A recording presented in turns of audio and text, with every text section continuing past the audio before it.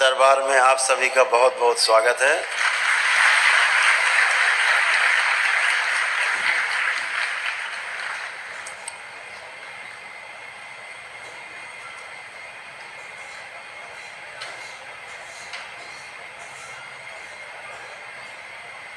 आज बहुत शुभ घड़ी है उनके लिए जिन्होंने मंत्र दीक्षा से तंत्र दीक्षा में प्रवेश लिया है।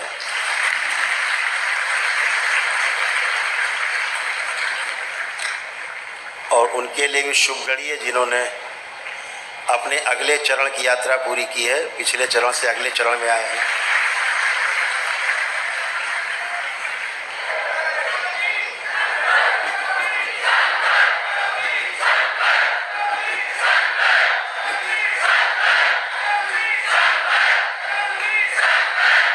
बोलिए सद्गुरुदेव भगवान की। और उनके लिए भी बहुत शुभ घड़ी है आज जिन्होंने चौथे लेवल से 5वें लेवल में प्रवेश ले लिया।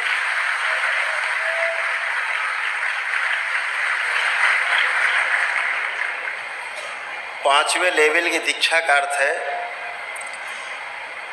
कि इस 5वें लेवल से मंत्र जप का कार्यक्रम, उसकी बाध्यता समाप्त।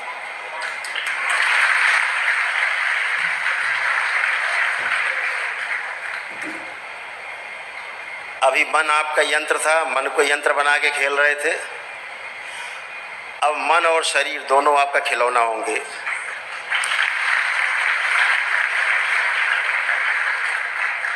पांचवें लेवल की जब आपकी पूरी हो जाएगी दशांश, और जो छठे लेवल में जाएगा उसका मंत्र जप का काम समाप्त और सीधे ध्यान और साधना में सीधे जा सकेगा।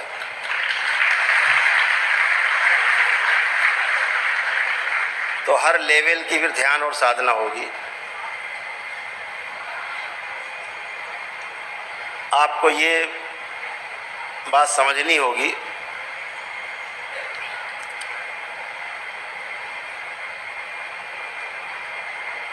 कि मंत्र एक साधन है आपको तंत्र तक पहुंचाने के लिए, और वो भी तब पहुंचेंगे आप जब आपके पास शरीर रूपी यंत्र होगा।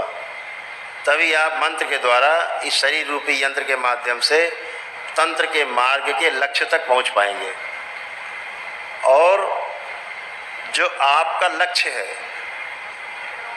जो मानव जीवन का जो लक्ष्य है, स्वयं को समझना, इतना ही नहीं है। स्वयं को समझना ही केवल लक्ष्य नहीं है, ये भी ध्यान रखें। अभी परंपरा में बताया जाता है कि स्वयं को समझना है। बात यहाँ खत्म नहीं होती, बात यहाँ से शुरू होती है जहाँ पर भगवान बुद्ध की बात शुरू हुई थी।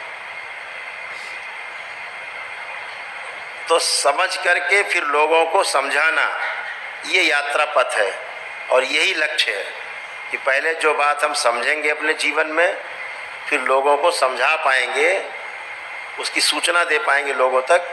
ये जीवन का लक्ष्य है, तभी पूर्णता है। और वही लोग पूर्ण होते हैं जो स्वयं समझते हैं और जो समझा है लोगों को आगे समझा सकते हैं। जैसे भगवान बुद्ध, जब भगवान बुद्ध को समाधि प्राप्त हुई तो भगवान बुद्ध को समाधि के पश्चात जब 7 दिन बाद होश आया, होश में थे ही, कहने की भाषा है होश आया, कहने का अर्थ है कि समाधि से जब बाहर आए तो चुप हो गए। उन्होंने कहा कि हमने तो जो समझा है, जो अनुभव किया है, अगर हम लोगों को बताने लगेंगे तो बड़ा बवाल हो जाएगा, विद्रोह हो जाएगा, क्योंकि लोगों ने तो कभी देखा ही सुना नहीं है और किताबों में कुछ और लिखा है। तो किताबों में कुछ और लिखा है, तो बोलेंगे तो बड़ा विरोध होगा, तो चुप हो गए। तो कथा है कि वे देवता लोग आए और उन्होंने कहा देवताओं ने कि भाई अब कुछ बोलो भी तो, तुम तो समझ गए सब, समझ लिया, बहुत अच्छा, लेकिन कुछ बोलो भी तो, लोगों को बताओ भी तो, समझाओ भी तो। तो भगवान बुद्ध ने कहा कि कोई आवश्यकता है नहीं समझाने की, क्योंकि हमारी तरह जो समझना चाहते वो तो समझ ही लेंगे, चाहे जैसे समझ लेंगे, जैसे हमने समझा है। अगर अंदर हमारी क्यूरियोसिटी है, जिज्ञासा है, तो लोग समझ ही लेंगे। और जो नहीं समझना चाहते उन्हें चाहे जितना समझाओ वो समझेंगे नहीं, तो हमारी क्या इसमें आवश्यकता है। तो फिर कथा है कि देवताओं ने कहा कि भाई कम से कम उनको तो लाभ होगा जो अंतिम छोर पे खड़े, जरा सा आप खींच लोगे उस पार हो जाएंगे। तो भगवान बुद्ध ने कहा तो ठीक है, हम क्या करें। तो देवताओं ने कहा कि लक्ष्य तो ये है कि जो आपने समझा है वो पूरा समझा सकें, तभी पूर्णता है। तो उन्होंने कहा कि तब फिर ठीक है, लेकिन एक बात की शर्त है कि जो हमने जैसा समझा है सत्य को, वही सही रख देंगे समाज के सामने। देवताओं ने कहा ठीक, अच्छी बात है। तो उन्होंने जैसे के तैसा रख दिया। फिर उसके बाद भगवान बुद्ध बेचारे, इस देश के लोगों ने उनको यहाँ से बाहर निकाल के दम लिया, देश ही से निकाल के दम लिया। उन्होंने कहा ठीक है, कोई बात नहीं। वो गुरु नानक देव वाली बात है ना कि एक जगह रात में कहीं रुके, तो उन्होंने बड़ा स्वागत सत्कार हुआ उस गांव में। तो गुरु नानक देव जी जब चलने लगे वहाँ से, तो उन्होंने सबको आशीर्वाद दिया, जाओ तुम सब बेघर हो जाओ, सब जितने हो गांव के लोग सब बेघर हो जाओ, सब फैल जाओ, गांव तुम्हारा छूट जाए। उनके शिष्यों ने कहा कि यार ये कौन सी बात हुई, इतना सत्कार किया सब रात भर सबने, और सवेरे जो है गुरुदेव कह रहे हैं कि सब। तो उनके शिष्यों ने बाद में पूछा कि गुरुदेव ये क्या कहा आपने। जिन्होंने सेवा करी उनसे कहा कि बेघर हो जाओ, सब फैल जाओ पूरे देश में, और जिन्होंने अपमान किया उनको आपने कहा कि सब इकट्ठे बने रहो परिवार के साथ, गांव तुम्हारा छूटे ना। तो उन्होंने कहा भाई इसलिए कहा कि ये दुष्ट हैं, एक ही जगह बने रहे तो ठीक।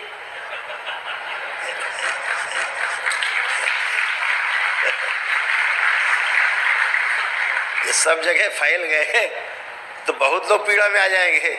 ऐसे ही एक दूसरे को पीड़ा देते रहेंगे, एक एक गांव बने रहेंगे। और उनको इसलिए कहा सब जगह फैल जाओगे, अच्छे लोग हैं, जहाँ जहाँ जाएंगे लोगों को सुख पहुँचाएंगे और उनसे लोगों को जीने का रास्ता मिलेगा, सही मार्ग मिलेगा। अच्छे लोग हैं, अच्छे लोगों की जगह जगह कॉलोनियाँ बन जाएंगी, अच्छे अच्छे लोग हर जगह बस जाएंगे, बढ़ जाएंगे, इसलिए कहा। तो वही भगवान बुद्ध ने कहा कि चलो भैया अच्छी बात है कि देश में अगर जगह नहीं मिल रही है तो तमाम देशों की यात्रा फिर भगवान बुद्ध ने की।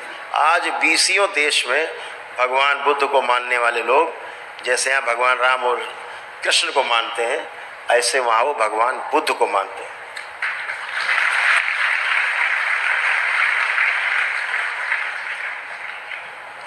और वो सभी देश बहुत सरसब्ज है, समझदारी की लेवल में भी काफ़ी ठीक है।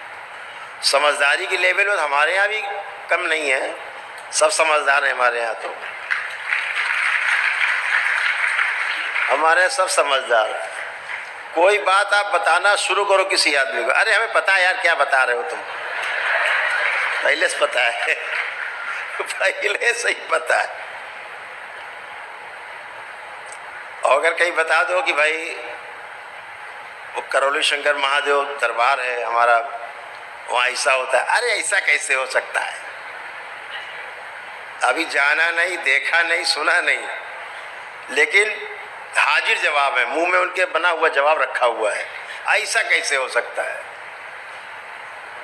और विदेश के लोगों से बात करो, उनसे बताओगे ऐसा ऐसा होता है, दरबार है भारतवर्ष में, अच्छा ऐसा होता है, ये कैसे होता है, हम जानना चाहते हैं।